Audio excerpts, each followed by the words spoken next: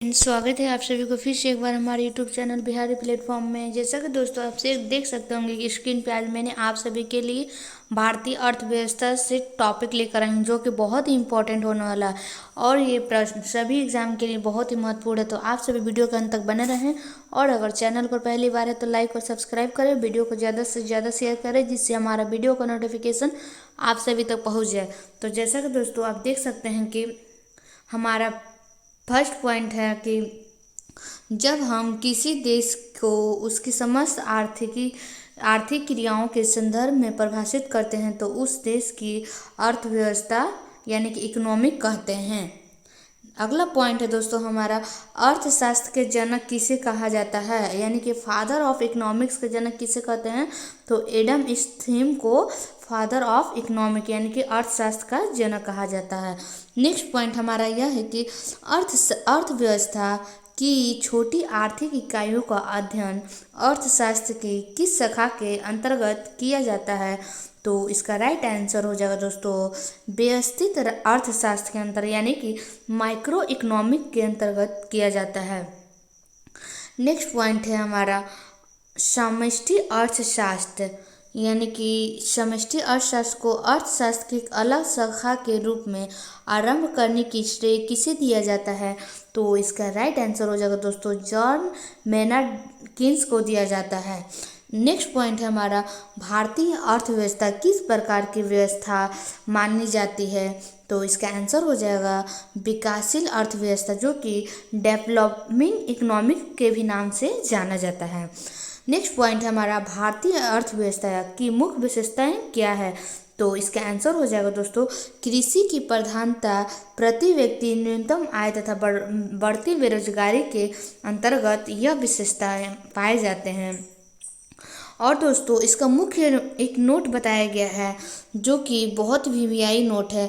भारत की अर्थव्यवस्था में मिश्रित अर्थव्यवस्था यानी कि मिक्स्ड इकोनॉमिक है, जिसमें सार्वजनिक एवं निजी क्षेत्र में मिलजुल कर कार्य करते हैं।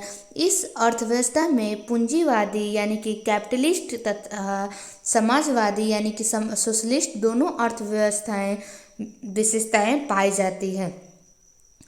नेक्स्ट पॉइंट है हमारा मिश्रित अर्थव्यवस्था की संकल्पना किस अर्थशास्त्री के विचारों से प्रेरित थी। तो इसका आंसर हो जाएगा जॉन मेनार्ड कीन्स के अर्थव्यवस्था में पाया जाता है।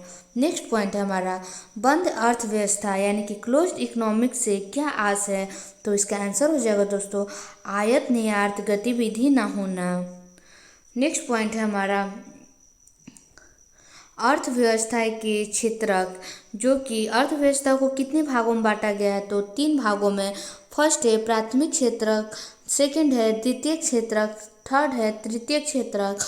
और दोस्तों प्रथम क्षेत्रक को कृषि एवं कृषि से संबंध गतिविधियां जैसे कि कृषि वानिकी में बांटा गया है, मत्स्य में बांटा गया है, खनन और उत्खनन में बांटा गया है।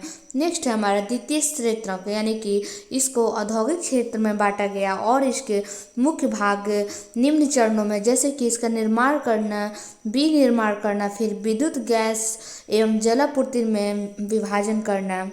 नेक्स्ट है हमारा तृतीय क्षेत्रक यानी कि इसको 6वां क्षेत्रक में परिवर्तन करना है, जैसे कि परिवहन एवं संचार में परिवर्तन कर सकते हैं, बैंकिंग एवं बीमा में परिवर्तन कर सकते हैं, व्यापार एवं भंडार में परिवर्तन कर सकते हैं और सामुदायिक सेवा में परिवर्तन कर सकते हैं। और दोस्तों इसमें ये भी बताया गया कि वो अर्थव्यवस्था जिसका विश्व के अन्य देशों से कोई व्यापारिक संपर्क नहीं होता है वो बंद अर्थव्यवस्था कहलाती है। नेक्स्ट पॉइंट है संयुक्त क्षेत्र यानी कि ज्वाइंट सेक्टर की अवधारणा किन क्षेत्रों को संबंध को दर्शाती है। तो इसका राइट आंसर हो जाएगा निजी एवं सार्वजनिक क्षेत्र के अंतर्गत दर्शाती है। नेक्स्ट पॉइंट है अर्थव्यवस्था को उच्च स्तरीय निर्णय लेने वाले संस्थान को किस क्षेत्र के अंतर्गत शामिल किया जाता है। तो इसका राइट आंसर हो जाएगा पंचम क्षेत्र के अंतर्गत शामिल किया जाता है।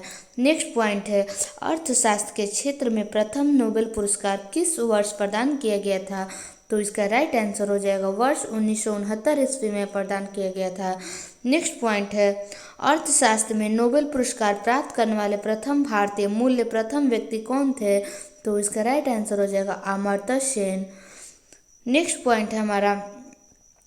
पॉइंट यह है कि अर्थशास्त्र को नोबेल प्राप्त करने वाले अभिजीत बनर्जी भारतीय मूल के दूसरे व्यक्ति हैं जिन्होंने यह पुरस्कार वर्ष 2019 में उनकी पत्नी एस्थर डुफ्लो तथा अमेरिकी मूल के माइकल क्रेमर के साथ संयुक्त रूप से वैश्विक गरीबी उन्मूलन में प्रयोगात्मक दृष्टि से हेतु में दिया गया। जैसा कि इसको हम कह सकते हैं कि experimental approach in global poverty elimination के तहत यह पुरस्कार अभिजीत